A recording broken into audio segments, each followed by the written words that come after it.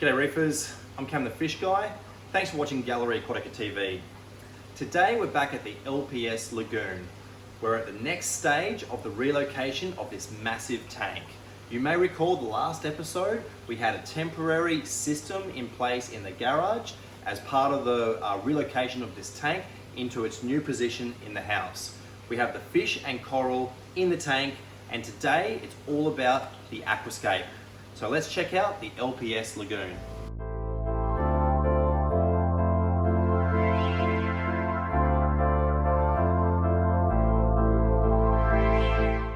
It's been 2 weeks since we were last at the LPS Lagoon, and looking at the corals, everything is doing exceptionally well. When you consider what they've been through with the relocation, all of the corals are showing great polyp extension, really good colour, and I don't think that we've really got any losses. Possibly one hammer, but everything's doing great. The fish are also looking healthy and happy. They're swimming around, there's no sign of disease. So far, this job is going really well. The one thing that you will notice is that the corals have just been positioned on the bottom of the tank. There's no real aquascaping done. And the main reason why that is the case is because the first job was so big, we just wanted to get the corals in, and we were very careful to put them in positions where they were safe so that they weren't stinging each other. But today, we're going to aquascape the tank, and given the amount of coral in here, it will be quite a challenging job. We're going to need to move corals around so that we can build up our rock structures and then glue the corals onto the rock. So let's have a look at the equipment that we brought today for the aquascaping of the LPS Lagoon.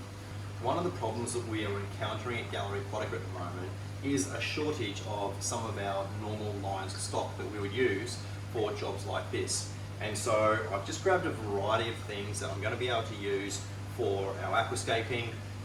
Typically we use the Aquastick epoxy. It's my favourite epoxy, and there's a larger size than this which we would normally use, but unfortunately it's not available. So I've really just grabbed a few different things, and hopefully we'll be able to use this, the aquascape, with great success. So now we're around the back of the tank, and we're going to start draining the tank.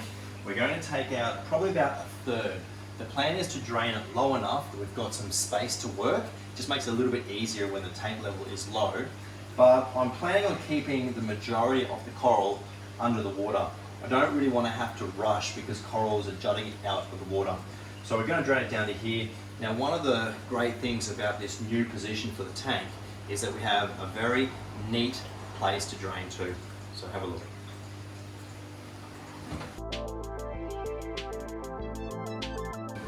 Another one of the great things about the new position of the tank is that we've got very easy access to our power.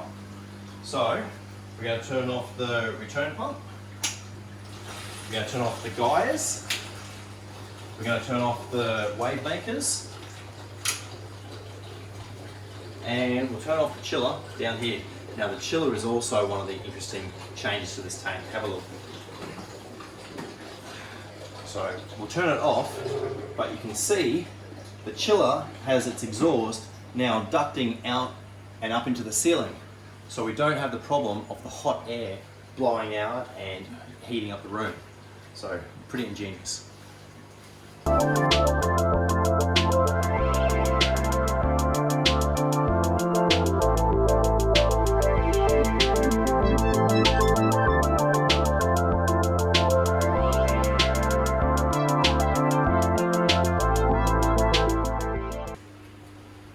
So the hardest thing about aquascaping a tank where you've got so many corals attached to so much rock, is that you have to ensure that your aquascape doesn't, the creation of your aquascape doesn't crush the corals.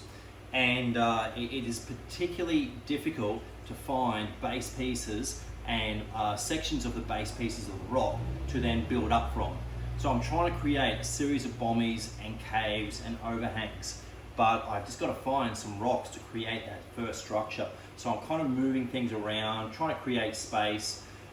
This is probably the hardest part of everything that we're doing with this relocation.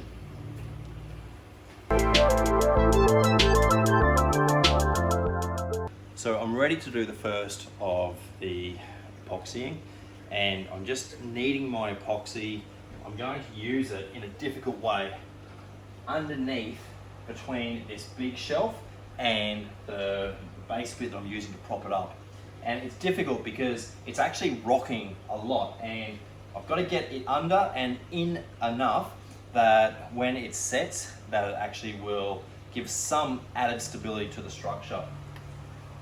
So now that my epoxy is homogeneous, I want a short sausage, and I'll see if I can get it in there.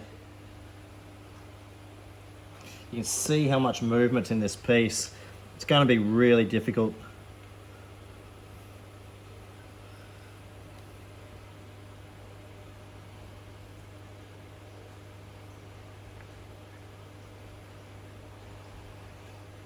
So I'll give this probably 10-15 minutes before I put any more epoxy on that structure.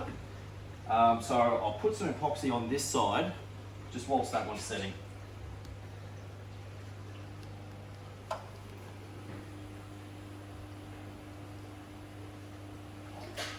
This could be a problem.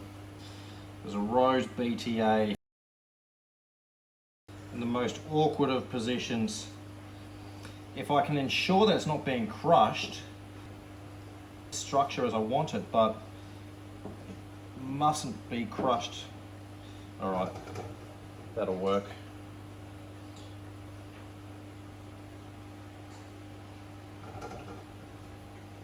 I had hopes to keep a space through these pieces, through these different sections, but I can't risk crushing this BTA.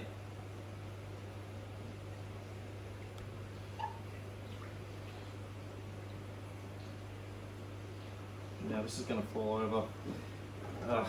It's so frustrating when you're trying to aquascape with corals attached to the rock.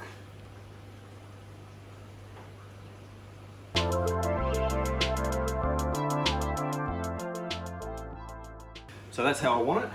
We've got our rose BTA is definitely not being crushed, and there's a slight space to swim through there. I'll probably extend this ledge out, which I think will look really good in that direction. And at least we've got some of the structure started.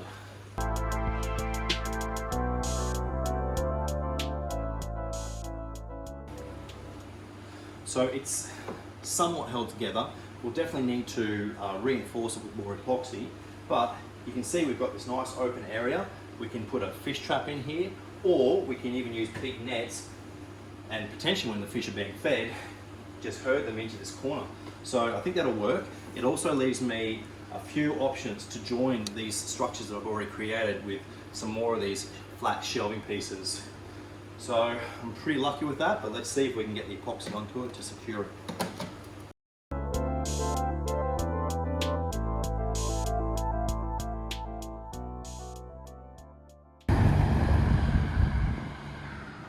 So there's nowhere in the tank to use this big shelving piece. And so I have to very carefully cut it down the center so I can use each side evenly in the tank. And there's one way that we make this precise sort of cut in a rock like this. Okay. Okay.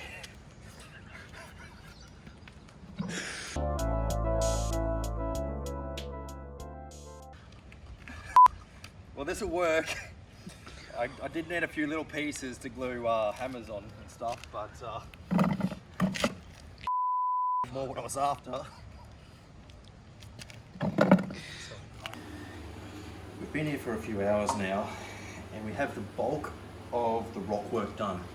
It's not fully epoxied. We're definitely going to need to put some epoxy through the next time we're here, but the bulk of the structure is done, and so we're just ensuring that the corals are in a position where they're going to be safe. We're trying to find the spots that work best for each of the corals, and the main thing is lifting the corals up off the base of the tank. We're going to put some sand in the tank pretty soon, so I want to have everything that's going to be off the tank up onto the structure. So we're just using the glue. Some corals that are heavy enough we're not gluing in place, but others we're using our CG glue, which is my favorite for this sort of purpose. I think I'll sit that one there.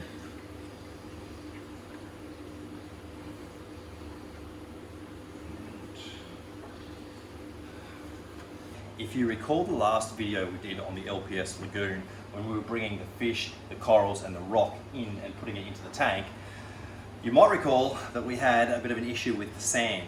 The sand had gone anoxic and it was putrid and unusable. So today we're going to add some new sand to the tank, and we're only going to put a small amount in. So this is a 10 kilo bag, and I'm just going to pile it up here, and then after we've got the tank full and the flow on, I'll just distribute it a little bit. I'll probably spread it out more and more over the next, well, probably a few weeks, and we'll probably put some more in as well, but for now I'm just going to dump our 10 kilos here. So I've cut a hole in the bag. I'm going to put the whole bag underwater, grab one end of it, and it either will flow out like magic or it'll get stuck. So this time let's decide to get stuck. I'm going to grab my Leatherman,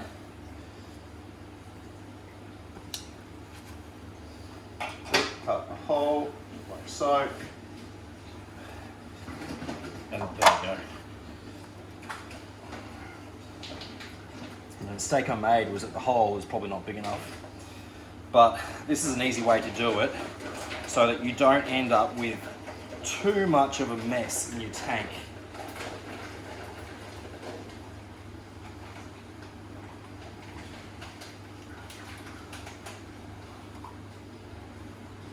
If you do it this way though, you really are committed to using the whole bag of sand. You don't really want to have to pull it out half empty, half full. Come on. Probably not the fastest way of doing it either.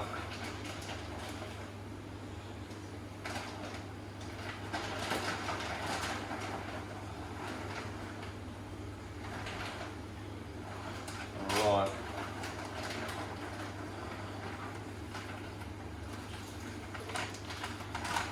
The sand is in.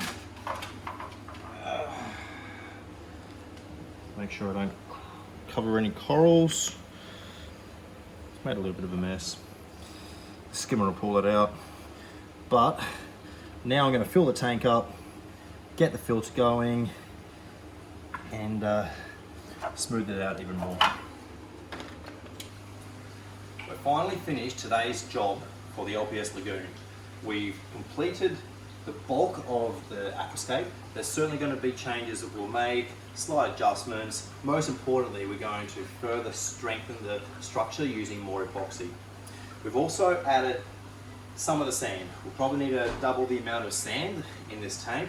I do specifically want to keep it very thin so that we don't have detritus accumulating underneath the rock.